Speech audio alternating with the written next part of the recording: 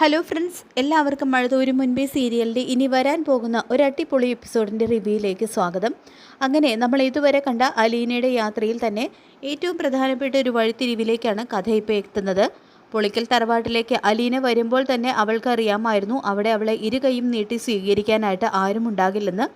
എന്നിട്ടും എത്ര വലിയ പ്രതിസന്ധി വന്നാലും അതിനെയെല്ലാം തരണം ചെയ്ത് തൻ്റെ ലക്ഷ്യം നേടിയെടുക്കും എന്ന് ഉറച്ച വിശ്വാസത്തോടു കൂടി തന്നെയാണ് അലീന അവതക്കുട്ടി ചൈനയും കൂട്ടി ആ ഒരു വീട്ടിലേക്ക് എത്തുന്നത്.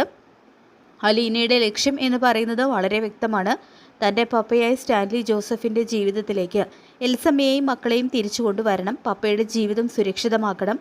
വർഷങ്ങളായിട്ട് പപ്പയെ അലട്ടുന്ന ഒറ്റപ്പെടലും മദ്യപാനവും പുകവലിയും ഒക്കെ മാറണം.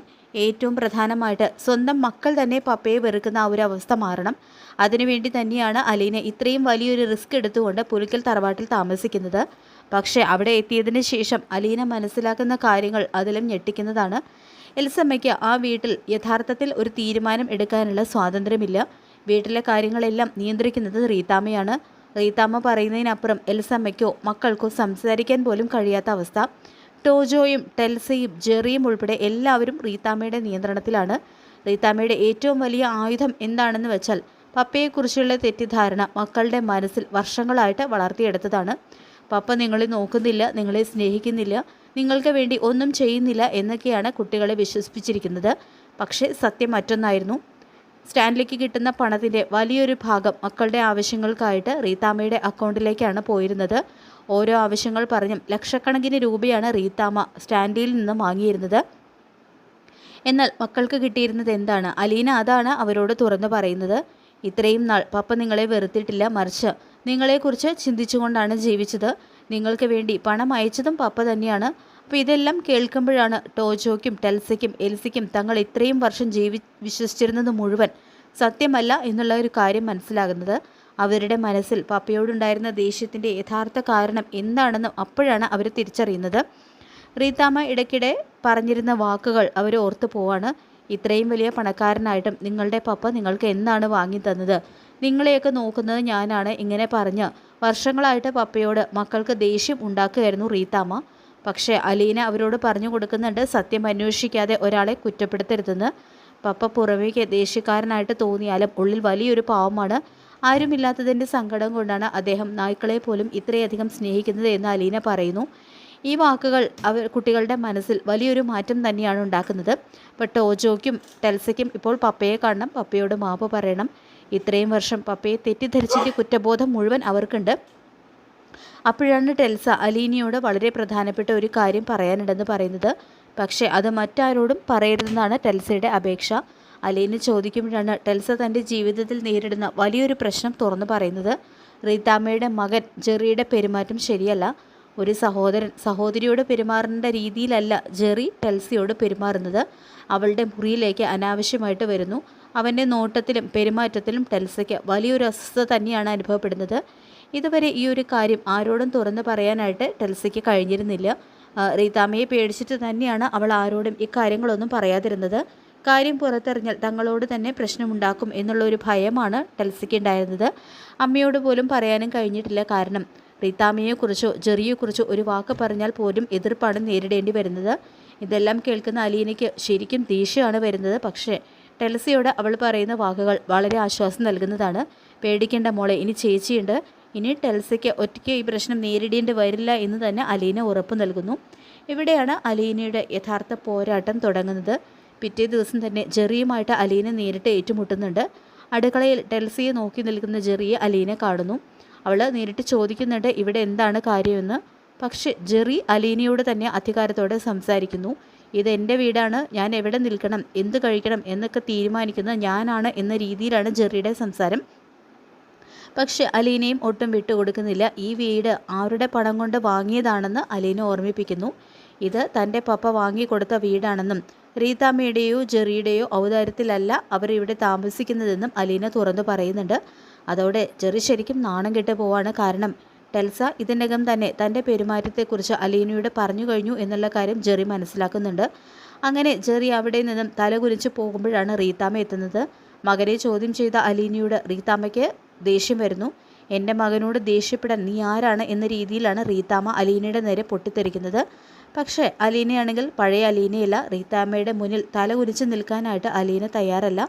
റീത്താമ്മ പപ്പയെക്കുറിച്ച് മോശമായിട്ട് സംസാരിക്കുമ്പോൾ അനിയലയ്ക്ക് സഹിക്കാനായിട്ട് കഴിയുന്നില്ല.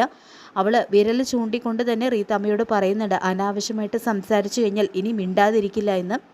തൻ്റെ പപ്പ Stanley Joseph, lieutenant colonel Stanley ജോസഫിൻ്റെ മകളാണ് താനെന്നും ആ തൻ്റെ ഇടം തൻ്റെ രക്തത്തിലുണ്ടെന്നും അലീന തുറന്നടിക്കുന്നു.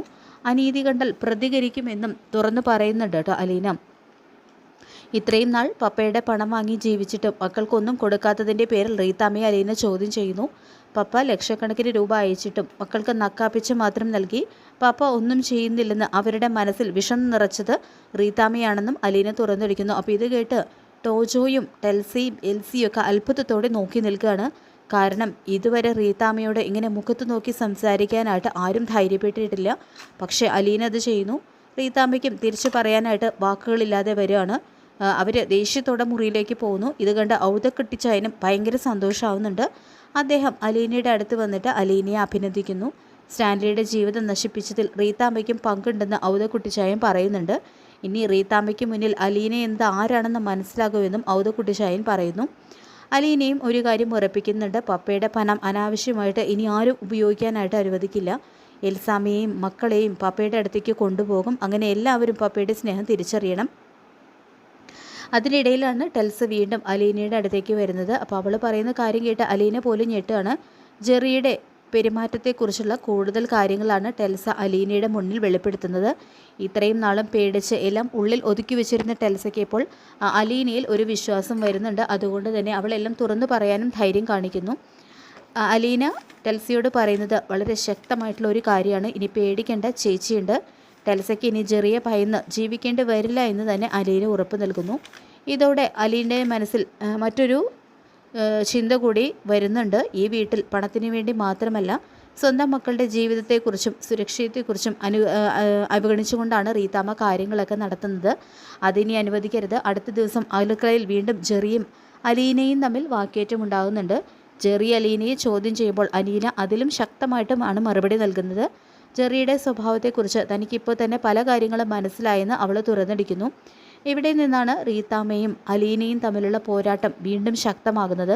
റീത്താമ്മ മകനെ സംരക്ഷിക്കാനായിട്ട് ശ്രമിക്കുന്നു. പക്ഷെ അലീന ജെറിയുടെ കോളേജ് സംഭവത്തെക്കുറിച്ച് ചോദിക്കുന്നു. എന്തിനാണ് ജെറിയെ കോളേജിൽ നിന്ന് സസ്പെൻഡ് ചെയ്തത്?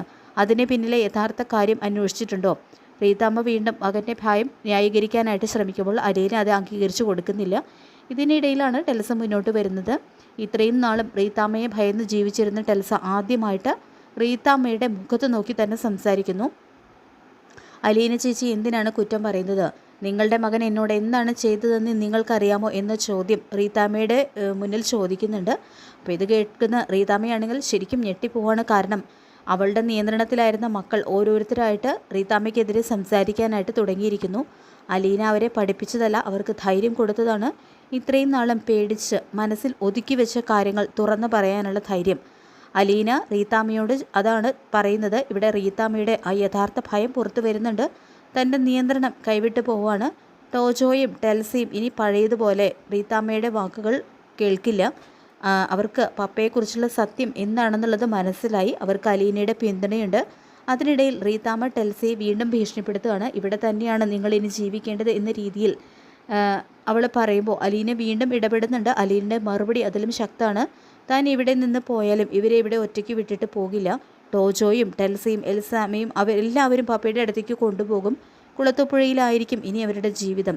റീത്താമ്മയുടെ ഔദാര്യത്തിൽ ജീവിക്കേണ്ട ആവശ്യമൊന്നും ഇനി അവർക്കില്ല. ഇത് കേട്ട് റീത്താമ്മ ശരിക്കും ഞെട്ടിപ്പോവാണ്. കാരണം ഇതുവരെ റീത്താമ്മയുടെ കയ്യിലുണ്ടായിരുന്ന ഏറ്റവും വലിയ ആയുധം എന്ന് പറയുന്നത് മക്കളുടെ പേടിയായിരുന്നു. ആ പേടിയാണ് ഇപ്പോൾ അലീന തകർത്തിരിക്കുന്നത്. അങ്ങനെ അലീന റൂമിലേക്ക് പോകുമ്പോൾ ടോജോയ്ക്ക് വീണ്ടും ഒരു പേടി. അലീന പോയി കഴിഞ്ഞാൽ തങ്ങൾ വീണ്ടും ഒറ്റപ്പെടുമോ? റീത്താമ്മ വീണ്ടും പഴയതുപോലെ തങ്ങളെ നിയന്ത്രിക്കുമോ? പക്ഷെ അലീന അവരെ ആശ്വസിപ്പിക്കുന്നുണ്ട്. നിങ്ങളെ പപ്പയുടെ അടുത്തേക്ക് എത്തിച്ചിട്ട് ചേച്ചി ഇവിടെ നിന്ന് പോകൂ എന്ന് വാക്ക് കൊടുക്കുന്നു. അപ്പോൾ അത് കേൾക്കുന്നതും കുട്ടികൾക്ക് വലിയ ആശ്വാസമാണ് ഉണ്ടാകുന്നത്. ഔതക്കുട്ടിച്ചായനും അലീനയെക്കുറിച്ച് വളരെ ആത്മവിശ്വാസത്തോടെ തന്നെ സംസാരിക്കുന്നുണ്ട്.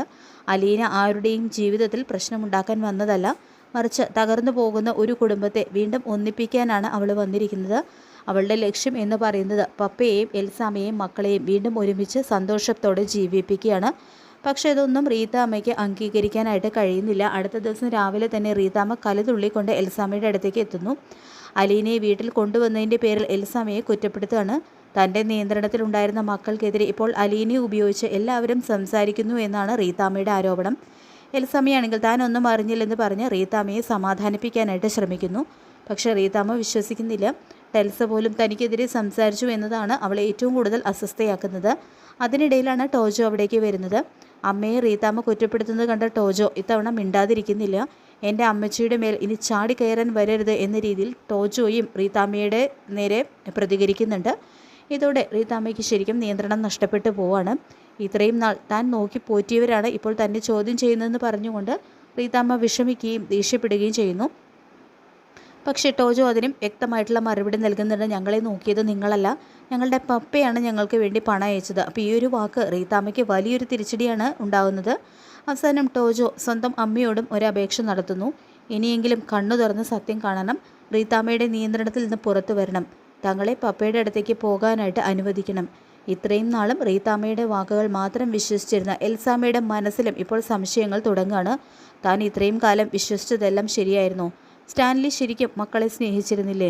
റീതാമ്മ പറഞ്ഞതുപോലെയാണോ കാര്യങ്ങൾ? അതോ ഇത്രയും വർഷം താൻ അറിയാതെ മറ്റൊരു സത്യത്തിൻ്റെ ഭാഗമായിരുന്നോ?